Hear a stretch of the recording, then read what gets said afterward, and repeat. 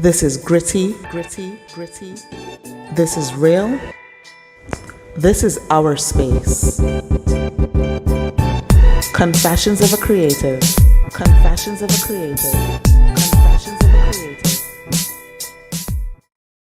Welcome back to Confessions of a Creative. This is where we discuss the unique journey of creative entrepreneurs.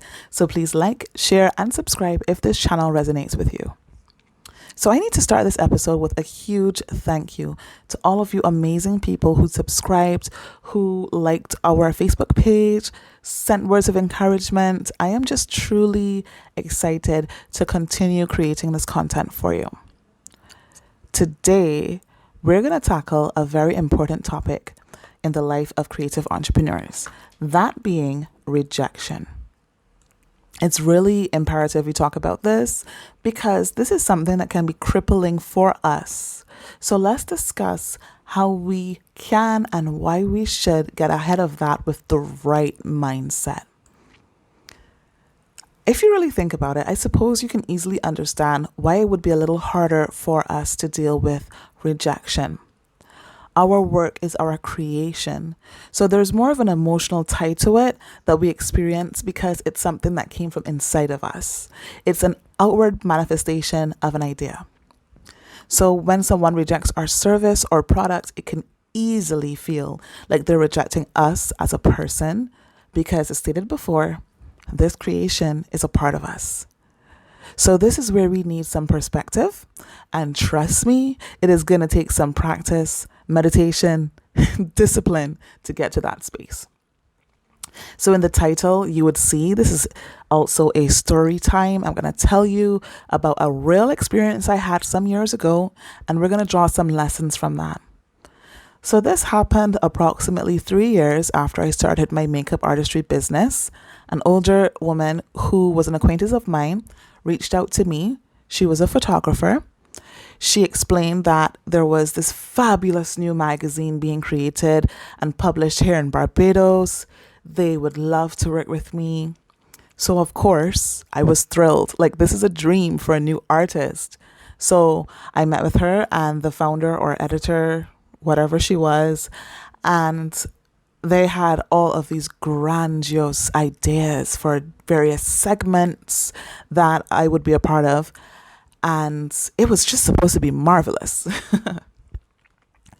Previously, I had self-published a book called The Caribbean Woman's Cosmetic Culture. Plug. The lady in charge, she took a copy of my book and she gushed over it. We agreed that she would pay for it on the first day of shooting for her magazine, which was approximately in a couple of weeks. I was caught up. I am not going to lie to you. And by the time I got home, I realized we did not even discuss a budget or payment. So I called the lady in charge because, before, when we were chatting, she eagerly gave me her number, telling me if anything came to mind, anything at all that I needed, just give her a call. So that's what I did. And her mood completely changed. She was very cold. Apparently, they were under the impression that I should render my services for free. And when I explained this was not an option, let's backtrack a little bit. I am being so honest with you guys right now. I was not angry. I wasn't even dejected because I know sometimes business just does not work out because your interests are not aligned. And that's absolutely fine. So I asked the lady in charge, let's call her that. I asked the lady in charge, when can we meet up so I can just collect the money for the book? And this older, mature lady who was, supposed to have been could have been like a mentor figure, she just began to degrade me. She tried to degrade my work, saying things like, I never really wanted it. Your book is juvenile. It's beneath me, yada, yada, yada. I just ended the call. And as a principal, I do not sit and listen to unfounded personal attacks, period. So I ended the call. I'm not going to lie to you guys. I felt bad for a bit. However, just think about what that experience could have done to me emotionally, and that could have spilled over to my creativity and productivity. I had a balanced view of things. I could have thought her behavior was a reflection of me, of my worth, the worth of my product and work. But no, her behavior and rejection was a direct reflection of her character, absolutely nothing to do with me.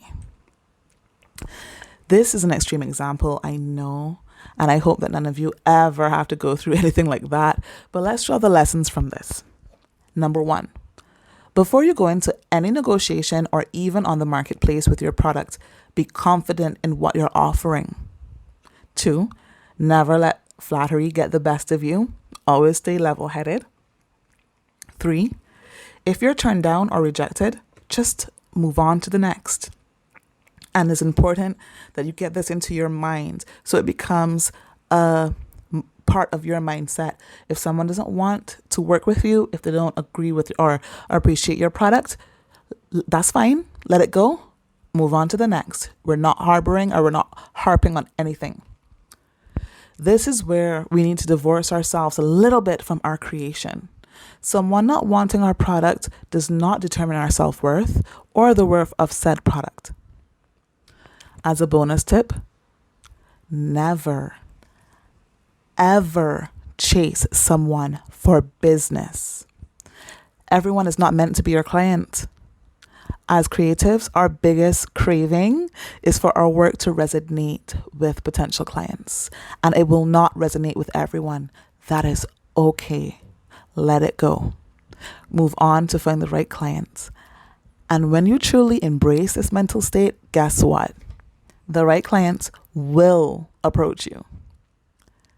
So listen, do you guys want to know how this story ended?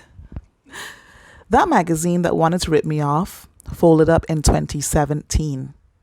My business started before that alleged publication and is here some 3 years and hopefully many more later. Do not let rejection get the best of you, my friends. Next week, we're going to discuss part 2 of this topic. I am so excited to publish that for you. And just know, I am sending you so much love, my friends. Talk soon.